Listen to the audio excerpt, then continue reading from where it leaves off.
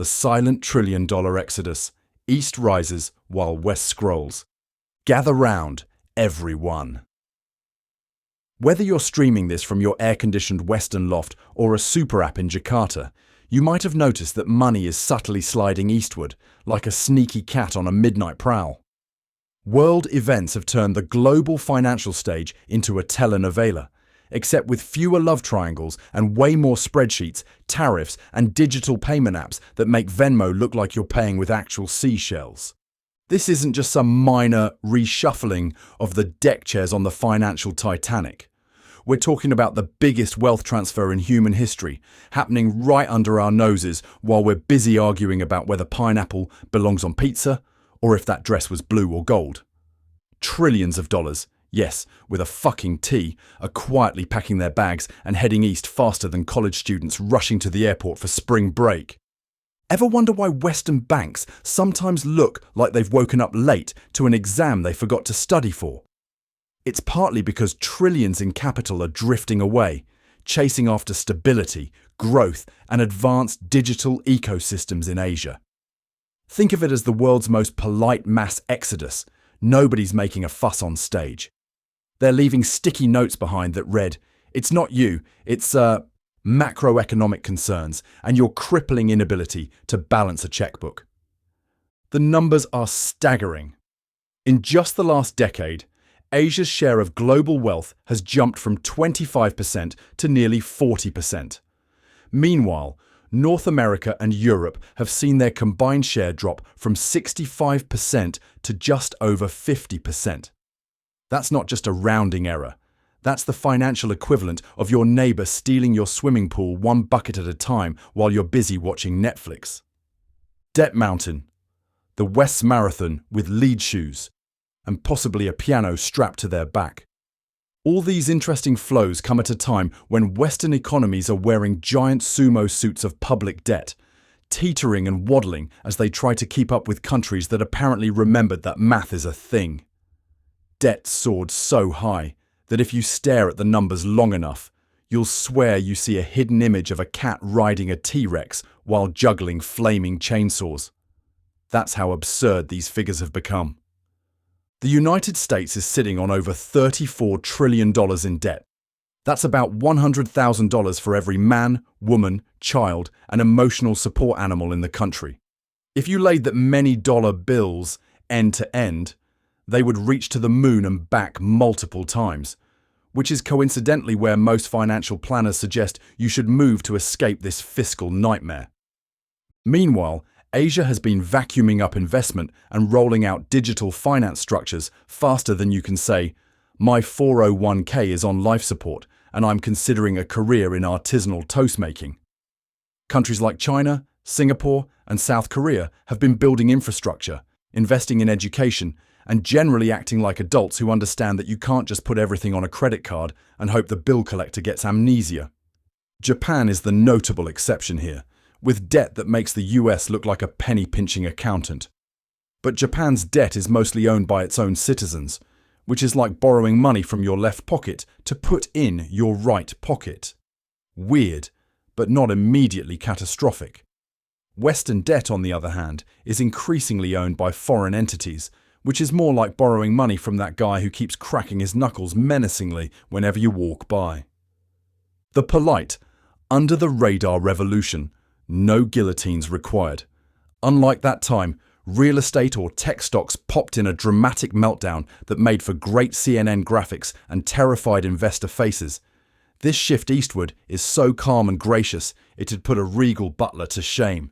No loud kabooms, no glass shattering, no dramatic CNBC breaking news alerts with those anxiety-inducing sound effects.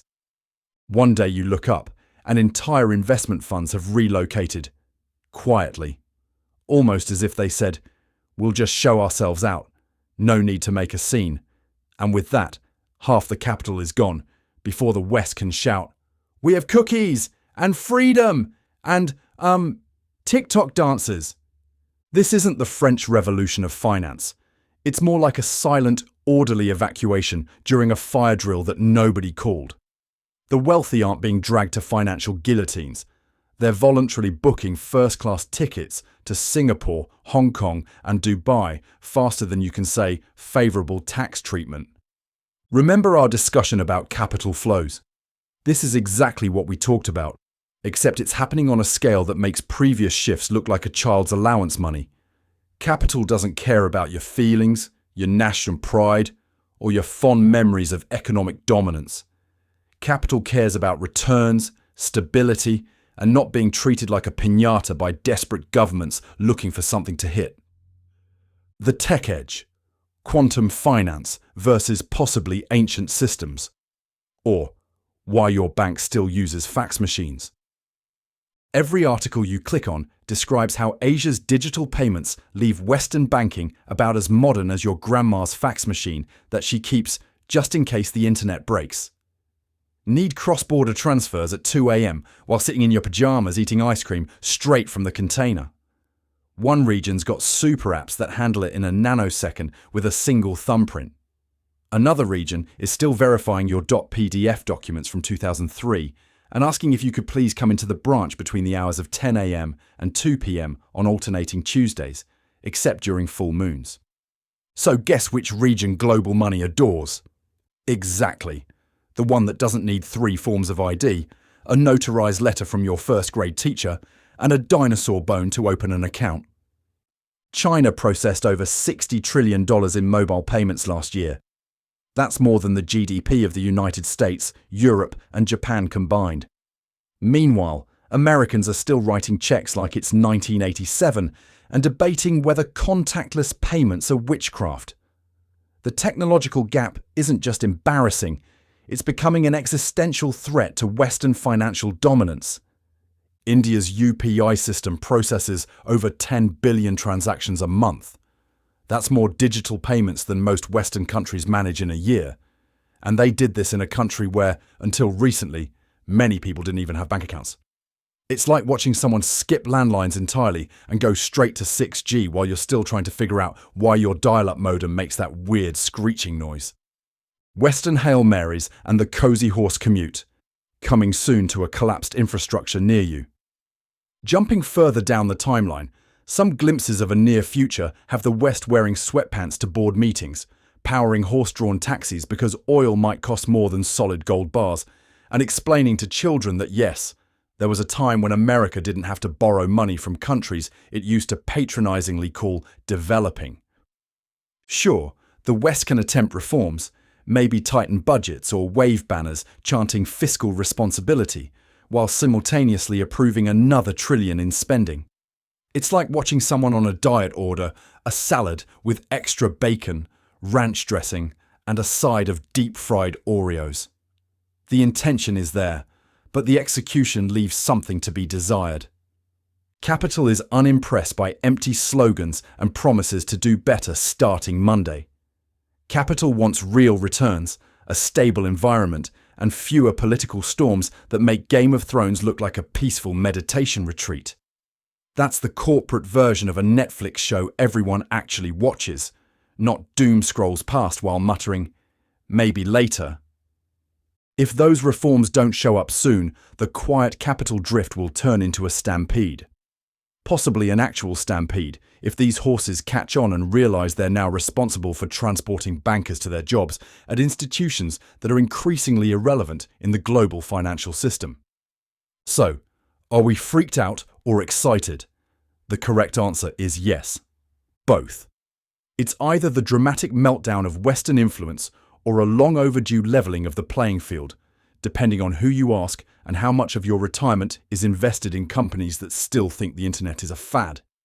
If you're a Western investor who missed the exodus, this might feel like the end of times, like showing up to a party after everyone's left and finding nothing but empty cups and a sad balloon deflating in the corner. If you're an Asian entrepreneur at the center of digital finance land, you probably have confetti cannons primed and are practicing your surprised but not really face for when you inevitably overtake New York and London as financial capitals. Meanwhile, Gerald, our beloved, ever-melancholic pigeon, is figuring out how to arbitrage currency trades between Tokyo and Toronto to buy a yacht. Quite the ambition for a pigeon who previously specialized in depression and breadcrumbs. But even Gerald understands that adaptation is key in this shifting financial landscape. This great shift isn't necessarily apocalyptic, unless you're deeply invested in the status quo and have Western financial dominance forever tattooed on your lower back. For many, it's simply the next chapter in the never-ending story of capital seeking its most efficient and profitable home. It's just that for the first time in several centuries, that home isn't automatically in New York, London, or Frankfurt. The grand "oh wow, here we are" finale, featuring bubble tea and existential dread.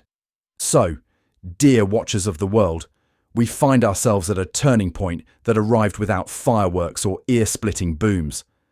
We looked away for a second to check our phones, argue about politics, or binge-watch that show everyone was talking about, and half the global capital was already heading east, lured by unstoppable tech, less chaos, and a growing sense that illusions of endless Western spending just don't cut it anymore. The moral of the story? Keep your sense of humour and your favourite financial apps within reach. Because if there's one guarantee in global markets, it's twist after twist. Like a multi-season TV show, you can't stop binging, even when you're cringing at each cliffhanger and questioning the writer's life choices. Remember, capital rarely says goodbye with a bang. It usually leaves a kind note, then quietly jets off on the next red eye to better opportunities. Here's hoping we can all adapt, laugh a bit, and maybe follow along before we get left behind, wondering where everyone went and why our ATM cards suddenly don't work anymore. This shift isn't just about money, it's about power, influence, and who gets to write the rules for the next century. For the last 500 years or so, the West has been the author of the global economic story. Now the pen is being passed, not in a dramatic ceremony with speeches and applause, but in a quiet handoff that many haven't even noticed yet. So, whether you're excited about this brave new world or terrified of what it means for your financial future, one thing is certain. The global financial center of gravity is moving east, and it's taking your investment opportunities, your children's job prospects, and possibly your retirement with it. But hey, at least we'll have better payment apps and bubble tea. Silver linings, people. Silver linings. And as for Gerald, he's already booked his one-way flight to Singapore, the clever bird. Sometimes depression gives you clarity that optimism obscures. While the rest of us are debating whether this shift is real, Gerald is already learning Mandarin and practicing how to use chopsticks with his tiny pigeon feet. We could all learn something from Gerald's pragmatic pessimism.